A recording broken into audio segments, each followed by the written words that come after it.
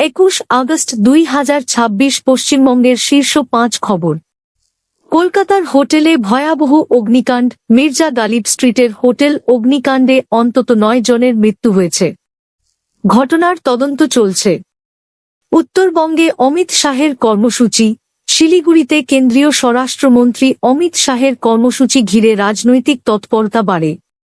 সীমান্ত নিরাপত্তা নিয়েও আলোচনা হয়েছে। নিরাপত্তা ব্যবস্থায় বড় পদক্ষেপ। পশ্চিমবঙ্গ মন্ত্রিসভা রাজ্যে অ্যান্টি টেররিস্ট স্কোয়াড অ্যাটস ও অ্যান্টি নারকোটিক্স টাস্ক ফোর্স গঠনের অনুমোদন দিয়েছে। বৃষ্টির পূর্বাভাস। দক্ষিণবঙ্গের একাধিক জেলায় হালকা থেকে মাঝারি বৃষ্টির সম্ভাবনা রয়েছে। উত্তরবঙ্গের দার্জিলিং, জলপাইগুড়ি ও আলিপুর দুয়ারে ভারী বৃষ্টির সম্ভাবনা রয়েছে।